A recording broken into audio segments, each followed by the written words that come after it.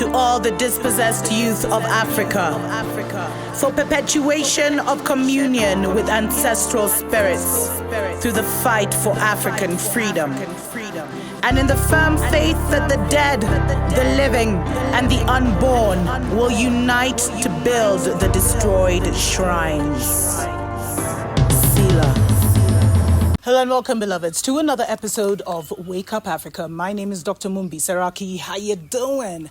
How's everything going? I really do pray that you are well in all your ways and that you're moving into living life truly on your own terms. Special shout out to our Patreon family. We appreciate, love you so much. And thanks to every single person that has subscribed to the channel. 88.8. I know, 1,000 subscribers. What a lucky number. Definitely stories for other days. And yeah, go ahead and like and share the videos, beloved, so that we can deal with those algorithms. You know, there's so much going on.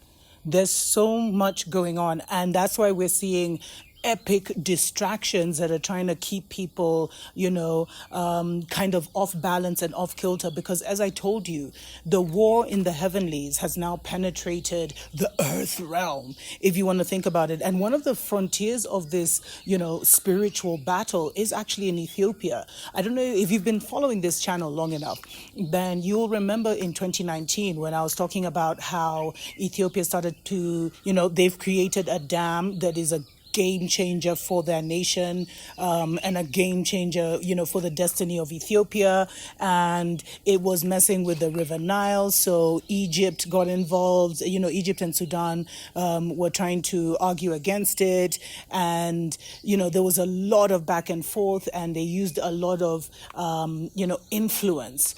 Egypt called in Trump. Trump said, it would be no surprise if, the dam was bombed, etc., etc. I think it's called the Grand Renaissance Dam. And by the way, Ethiopia has paid for this by themselves, because when the U.S. even tried to withdraw funds, and the way they worded it in the media, you would have thought it was withdrawing funds from the dam, but it was actually from some program some security program they were supporting on the I think on the border with Eritrea or something like that. Anyway, that leads me to where we are today. So there's ever since then, Ethiopia has been really coming under pressure. And if you guys overstand, and I'm not saying that innocent lives haven't been lost in the Tigray region, because that's what I'm about to get into, but we have to understand, beloveds, that this is playbook Babylon.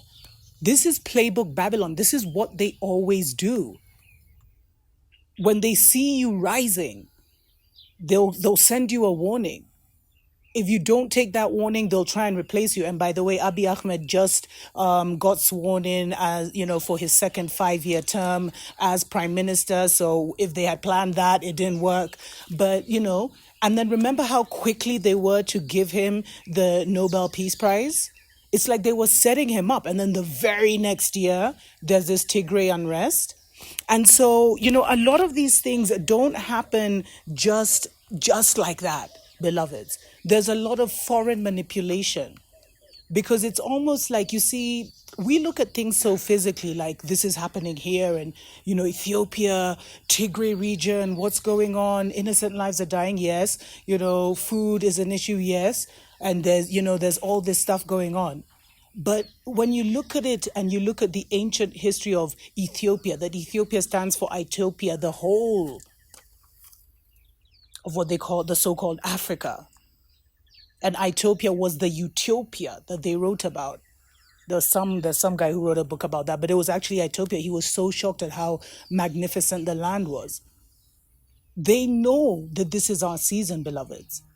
And so they are looking to see if any nation dares to rise, they'll shut it down. Look what's happened to Tanzania.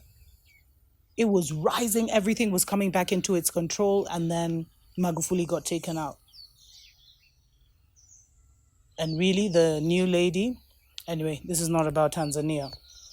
But the reason I wanted to, so Prime Minister Abiy Ahmed, he's been reelected, and he talked about how he was going to defend Ethiopia from foreign interference. And so now Ethiopia has actually kicked out 7 UN officials, claiming that they were, interfering with internal affairs. And this is what has happened for ages. There's a quote unquote spy that I met here in Kenya, and he was telling me how all the embassies across Africa are filled with special ops, spies, all kinds of military police coming in as simple officers here to do business or to do, to conduct embassy business or country business. But that's not how it is. But, on Thursday, Ethiopia actually said that kicking out 7 United Nations officials whom it accused of meddling in the country's internal affairs as pressure grew on the Ethiopian government over its blockade of the Tigray region. Now, the expulsion are the government's most dramatic move yet to restrict humanitarian access to the region of 6 million people. There has been an internal war for 1 year. Definitely there's a foreign hand here, beloveds. Definitely a foreign hand. The UN keeps talking about how they need to bring in medical supplies, food, and fuel. But what has happened is Africa has gotten wiser. Because, Abiy Ahmed he's not just moving like that. And his wife is highly spiritual. So they're not just a just like that family, beloveds. These are young people. These are people who have studied the Babylon system. These are people who are aware of, they've probably read the Confessions of an Economic Hitman. They know the history of how Babylon operates. But you see, Babylon has the most dangerous tool in their weapon. And it's not the nuclear bombs. It's not the guns. It's the narrative. And the only reason that Ethiopia is still standing right now is because most people in Ethiopia don't speak the colonial tongue. They don't even want to. So they can't be penetrated just like that. But they've been trying through the narrative to rally up these foreign, even when I'm reading this story, it's just UN Secretary General said he was shocked by the announcement and expressed full confidence in the UN staff, saying they are guided by impartiality and neutrality. Like even the UN with all the exposés that are happening right now. And I recently released on Patreon how the WHO was heartbroken that its staff was actually caught, raping the women and children that they had gone to help and save during the Ebola outbreak. Anyway, you definitely have to watch that show. But beloveds, and the thing is, because of the most dangerous tool in Babylon's hands is the global narrative. So they've been trying to rally the world against Ethiopia, but there's just too much going on. Who knows if of course the foreigners have mercenaries on the ground. And many people know that when they say these UN staff, a lot of people can masquerade as the UN staff and go and create, more instability. I'm sure Abiy Ahmed's government, one of the concerns they have is if they let the UN in, will the UN be bringing in more than just food and medical supplies? Will they be bringing in guns?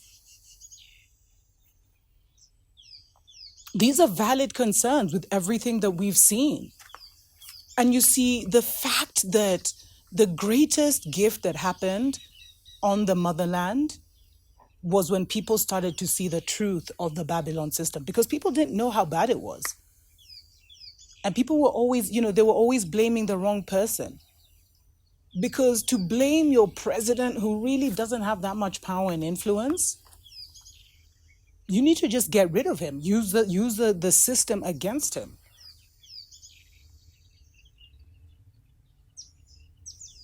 But this is a very, very bold step, beloveds. And it's confirmed. There's so much evidence of this. Let's take a short break. We'll be right back. Wake up, wake up, wake up, wake up, wake up, wake up, wake up. Wake up, Africa. Welcome back, beloveds, to Wake Up Africa. My name is Dr. Mumbi Seraki. How you doing? How's everything going? Yes, Ethiopia has kicked out 7 UN officials, saying that, that they were meddling in internal affairs. The government has also accused humanitarian workers of supporting the Tigray forces who have been fighting its soldiers and allied forces since last November. Aid workers obviously denied it. I mean, what do you expect them to do? Yeah, we're doing that. And, so the UN humanitarian chief is trying to say that, there is a really huge hunger crisis going on in the Tigray region because of what the government is doing. And they say, the government has blockaded any foreigners from entering the Tigray region. And, beloveds, it shows you what perilous times we are living in. Like, I think many of us think that we live in this global democracy and, the Babylon system is on our side. They're not. And you see, with this narrative, even when I read this, you know, because earlier, actually, Ethiopia's government had suspended the operations of 2 major international aid groups, Doctors Without Borders and the Norwegian Refugee Council, accusing them of spreading misinformation about the war. Now, this is what they've done countless times, beloveds. That's why I keep saying, remember when I was saying we're a new breed of African? That's what's up. Because this has been done so many times. When they created this global government called the United Nations, who can come into your country at any time and accuse you of doing this and accuse you of doing that, and the next thing you're having a regime change.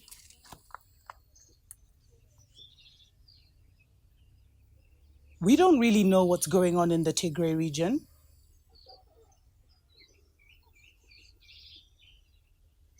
I'm not saying that Abiy Ahmed's government is innocent or guilty. It's not even about that, beloveds, because I told you this is a play. The world is a stage. But it shows you that any nation that tries to stand up on the continent, the kind of backlash that they face to destabilize them and put them back down, like, it's not a joke, beloveds. And most countries have these puppet presidents who are still accumulating money like it's a thing, who still want the goodies of Babylon when Babylon is falling. Like, they're going to be on the wrong side of history. But this confirms, beloveds,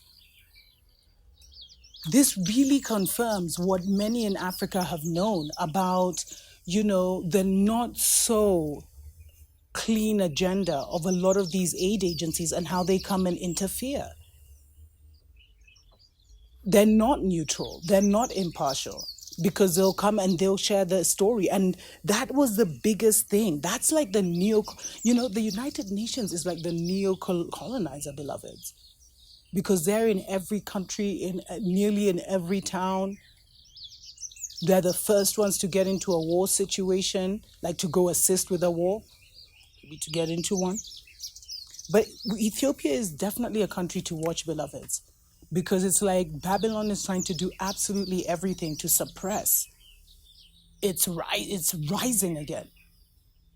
To suppress, to oppress, to depress. And the only reason they haven't gotten far